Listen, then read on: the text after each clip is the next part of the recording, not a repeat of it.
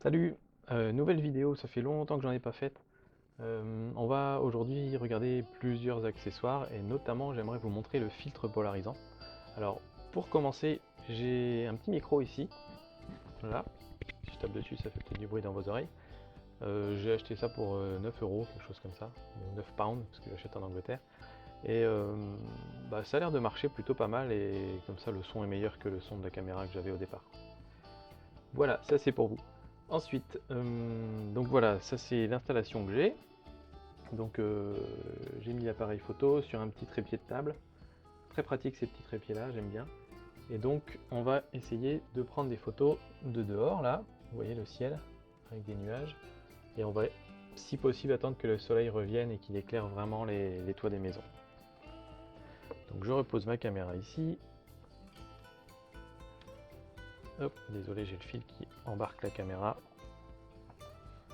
Voilà. Et donc alors, on va prendre une première photo sans filtre pour voir ce que ça donne.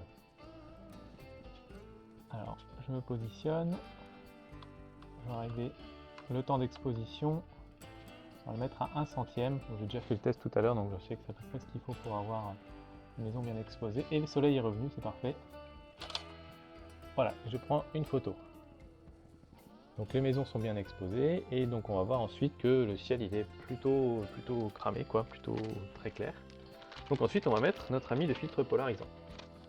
Alors j'ai acheté ce filtre là, pareil, une dizaine d'euros. Et en fait, il peut tourner sur lui-même comme ça et changer donc la polarisation en tournant sur lui-même. Donc il y a un petit pas de vis ici qui permet de le visser sur l'objectif très facilement. Alors je vais vous montrer peut-être un peu plus près. Voilà, donc ça se visse, c'est tout bête. Alors au départ, ce que je faisais, c'est que je le vissais à fond.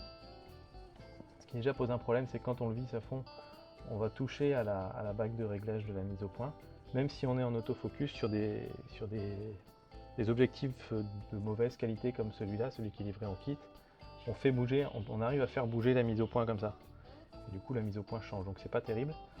Et en plus de ça, ensuite, il faut tourner avec le disque qui est autour. Et je pensais que c'était comme ça que ça fonctionnait avant. Et en fait, en général, c'est un petit peu dur et donc ça force aussi sur le mécanisme d'autofocus.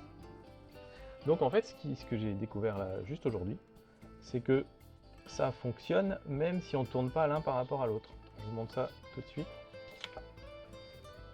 Si on tourne l'un par rapport à l'autre comme ça change le degré de polarisation. Mais ça marche exactement de la même manière si on tourne le filtre en entier comme ça. Donc la solution la plus simple consiste à le visser un petit peu et ensuite on garde le pas de vis pour tourner plus ou moins dans un sens ou dans l'autre. Et c'est finalement vachement plus simple. Donc on va faire une deuxième photo. Alors on se rend compte, on prend la photo, que c'est beaucoup plus sombre. Si je regarde mes deux photos, la deuxième est beaucoup plus sombre. Donc il faut compenser un petit peu parce que le filtre polarisant il va cacher un petit, il va masquer un petit peu la lumière. Et donc il faut compenser la lumière. Et donc on verra un petit peu dans un autre épisode comment calculer exactement la compensation de lumière. Là j'ai fait un test tout à l'heure et il me semble que 1,50 c'était pas mal.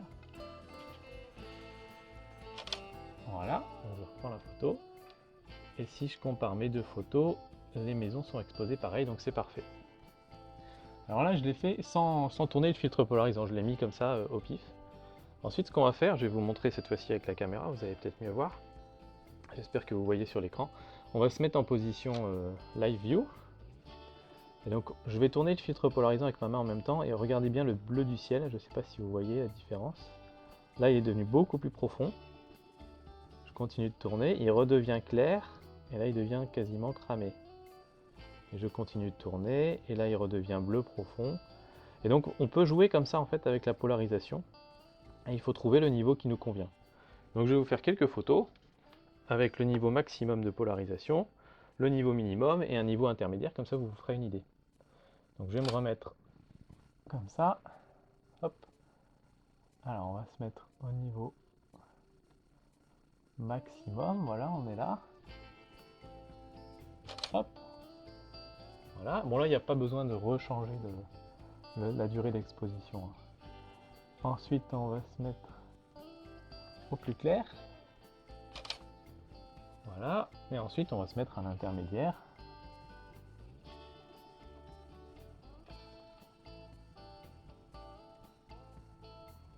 Alors là, sombre. Là, c'est clair, on va se mettre comme ça. Voilà. Voilà. Et donc on va pouvoir comparer. Alors là, bon, c'est pas de bol par rapport à tout à l'heure. Tout à l'heure, il n'y avait vraiment pas beaucoup de nuages, là, ils ont commencé à venir. Donc on va moins bien voir les... Il y a moins de ciel bleu sur la photo, quoi. Mais ça va vous permettre de voir déjà la différence selon la façon dont on le tourne. Et alors un autre effet du filtre polarisant, c'est qu'il a tendance à renforcer les couleurs un petit peu. Donc notamment pour les photos de paysage, vous savez les photos, quand on prend une montagne tout au loin ou quand on prend des grands paysages, en général on se retrouve avec des photos un peu ternes, avec des couleurs un peu fades.